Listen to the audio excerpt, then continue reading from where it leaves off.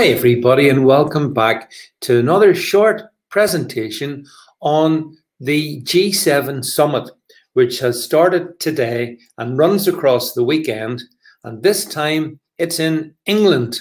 But I think there's a lot of chat about Africa, and we're going to get to that in a second. But first of all, as these globalists gather, let's look at the coverage of it, because that's usually the first sign of exactly what's going on.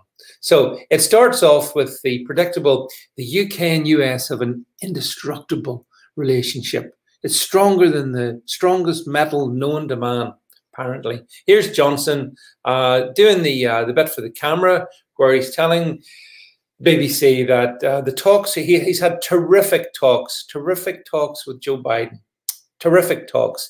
And he insists that the president had not rebuked him over what is called, the BBC laughably calls post-Brexit tensions in Northern Ireland, but which are more accurately described as EU-induced tensions in Northern Ireland. Johnson also goes on to say, as regards Biden, he sees this as a breath of fresh air.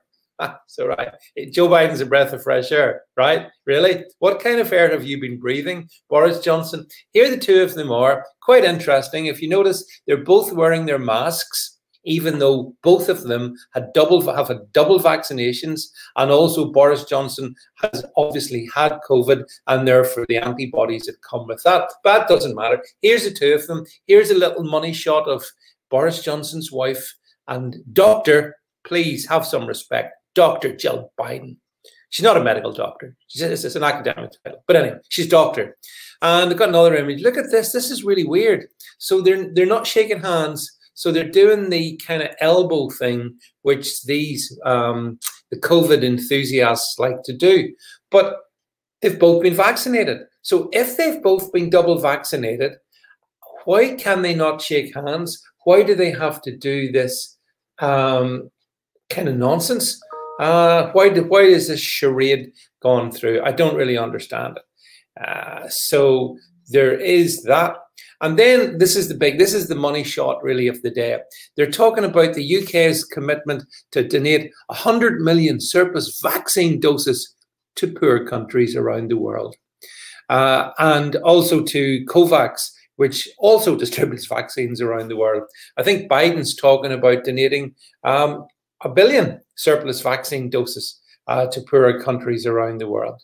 Here they are, by the way. Here's Trudeau again. Something menacing about this, isn't there? Something right out of, right out of Star Wars, and the approach of Darth Vader and his kin. Here they all are, all masked, all vaccinated. Really weird. But what I wanted to sort of just dive into was, so there is this assumption that the generosity of these amazing leaders is going to help Africa, because that's, let's face it, that's mostly where the poor relations are. But you see, there's a problem. I'm going to show you it. Africa has a remarkably low morbidity rate from COVID-19.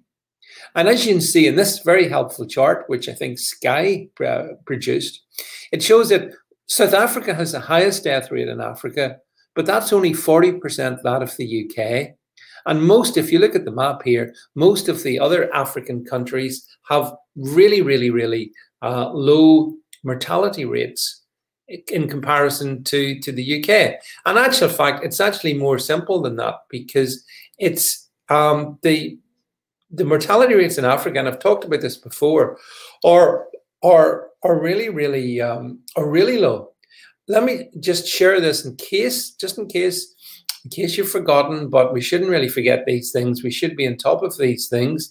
We should know that, I'm going to share it now, so just stick with me. Here we go. These are the number of coronavirus deaths in the African continent as of a couple of days ago. So it's really bang up to date. And you can see, yes, indeed, there's been 133,000 deaths. The continent has 1.2 billion people. 133,000 deaths. And South Africa accounts for pretty much half of that. And you can see then, as we go through the different African countries, you can see it dropping down. It's really down in typical death total is actually, looking at it there, on around about, what, 900. You can see, look at that, all these countries. Rwanda, 365 deaths. Niger, 192. I think if we look, Rwanda, look at the numbers. Look at the numbers. This is the COVID death totals for Africa.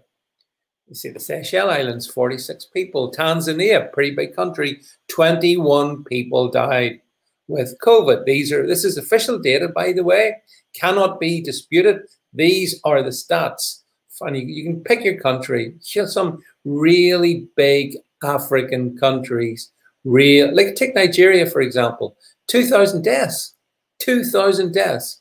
And so here's my question, folks.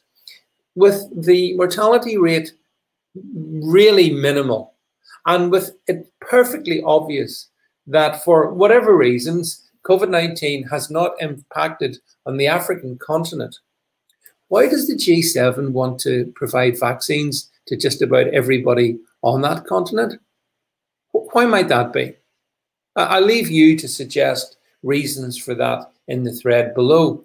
But I find it really strange that this gathering of these elite globalists should be focused on delivering vaccines to a country which, as a matter of indisputable statistical fact, has had minimal COVID deaths. That's the fact of the matter. Remember, 1.2 billion people. I think that means with a death total of 133,000 or thereabouts, I mean, that is infinitesimally small. And of course, there are other medical conditions in Africa which kill many more people. And those are, issues that we can most certainly look at.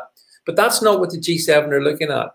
They want to apparently vaccinate Africa. And I simply wonder why. Leave your comments in the threads below, please. Do make sure you subscribe to my channel.